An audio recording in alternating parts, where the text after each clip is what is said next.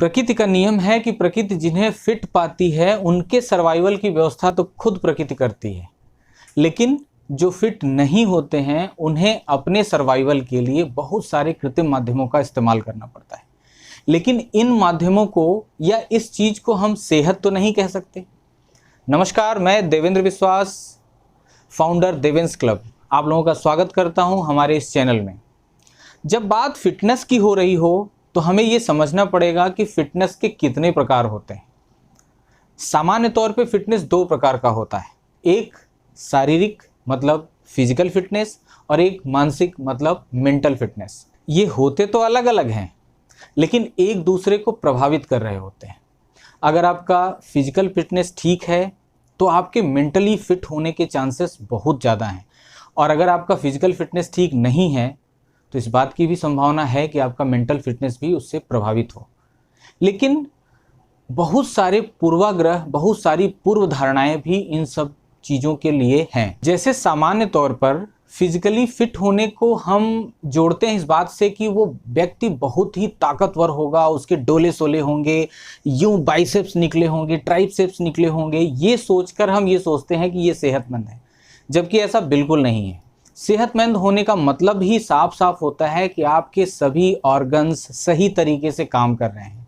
आपका शरीर आप जो करना चाहते हैं उसके लिए आपको सपोर्ट करता है, आपका साथ देता है। तब ये माना जाता है कि आप वास्तव में फिट हैं। फिटनेस से संबंधित जो दूसरी धारणा है वो ये है कि जैसे ही हम फिट करने और फिट रहने की बात करते हैं, हमारा ध्यान सबसे पहले इस बात पे जाता है कि हम फिजिकल एक्टिविटीज़ क्या करते हैं, जबकि असल में ये दूसरे नंबर पे आता है। पहले नंबर पे आता है खान पान। अगर इसे हम प्रतिशत में भी देखें तो 80% हमारे शरीर पे प्रभाव हमारे खान पान का पड़ता है, जबकि हमारे फिजिकल एक्टिविटीज़ मतलब वर्कआउट, एक्सरसाइज, योगा, इन सब का प्रभाव हमारे शरीर पे 20% पड़ता है।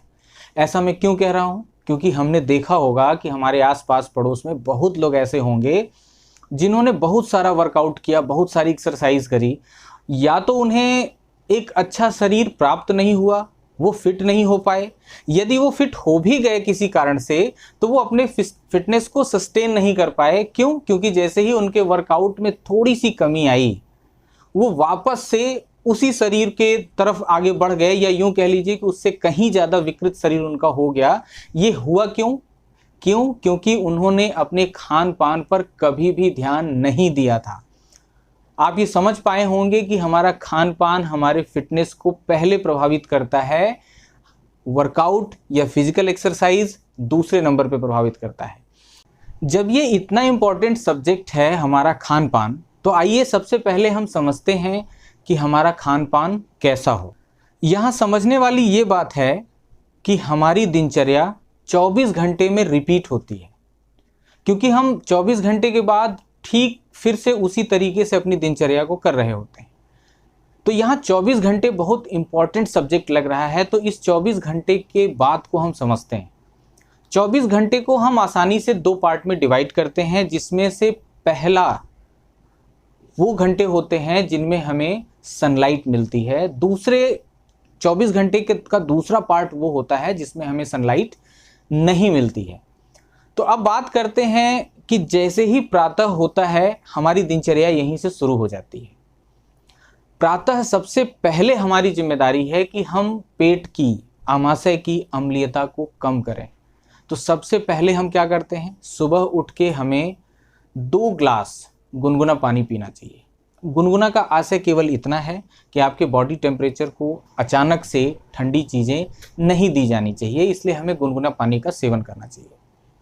इसके दूसरे पार्ट में अगर हम आएँ तो हम देखेंगे कि हमें फिर एनर्जी की ज़रूरत है। क्यों? क्योंकि रात भर हम कुछ खाए नहीं हैं, हमको एनर्जी नहीं मिली है, तो अब हमें एनर्जी लेनी है। अब एनर्जी लेने के लिए हमारा खान पान कैसा हो? हमें सबसे पहले इस बात पे ध्यान देना चाहिए कि हम ऐसी चीज़ें खाएं जो हमें एनर्जी तो दें लेकिन हमारे लीवर से एक्स्ट्रा काम न लें। होता क्या है, ये हमारा दुर्भाग्य है कि हम ऐसा न करके इसका ठीक उल्टा करते हैं और हम खाते ही ऐसी चीज़ें हैं जिसको पचाने के लिए हमारे लीवर को पहले 1.5 घंटे बहुत ज़बरदस्त काम करना पड़ता है। जहां हमारे शरीर को एनर्जी चाहिए थी, वहीं हमने और भी ऊर्जा झोंक दी इस खाने को पचाने में। और ये पका पकाया भोजन जो हम करते हैं, वो भोजन का 50% पोषण तो हमने पहले ही उसको पका के खत्म कर दिया होता है। अब ऐसा भोजन हमें कौन सा पोषण देगा? हमारे भोजन में अगर 50% कच्ची चीजें हों तो ये हमारे लिए बहुत ही फ्रूटफुल होगा।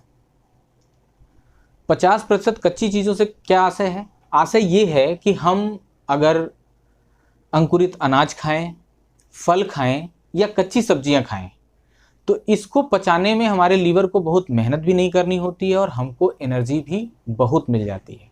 कोशिश ये करें कि हमारा जो दिन का आखिरी भोजन हो वो सूर्यास्त से पहले हो जाए। हाँ, समझ रहा हूँ ये हर समय संभव नहीं है, क्योंकि इतनी व्यस्त जिंदगी में हम हर समय सूर्यास्त से पहले भोजन कर लें, ये संभव नहीं है। तो इसके लिए हमें करना ये है कि बहुत देर तो 8 बजे तक हम अपना भोजन कर लें।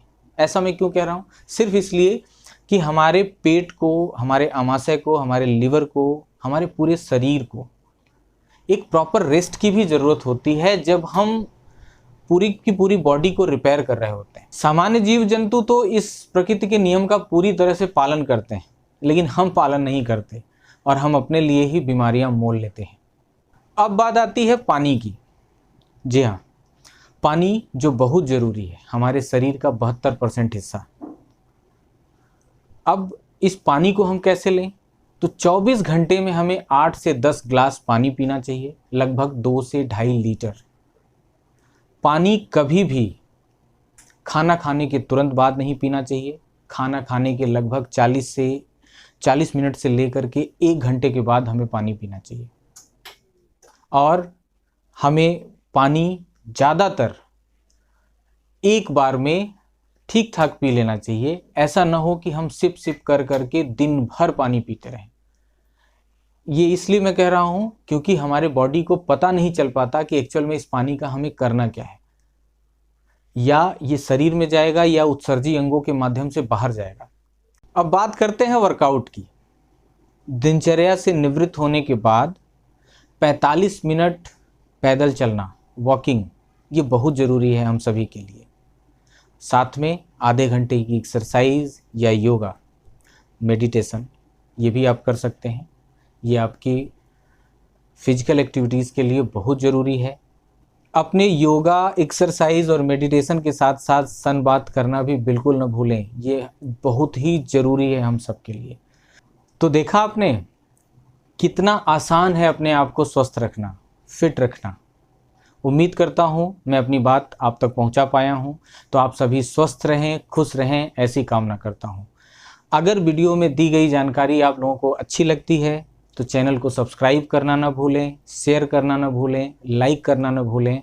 अपने उन साथियों तक ज़रूर ये बात पहुँचाएँ जिन्हें आप समझते हो कि ये जानना उनके लिए ज़रूरी है। तो देने के लिए समस्याओं को मात, जुड़े रहिए हमारे साथ। बहुत बहुत धन्यवाद।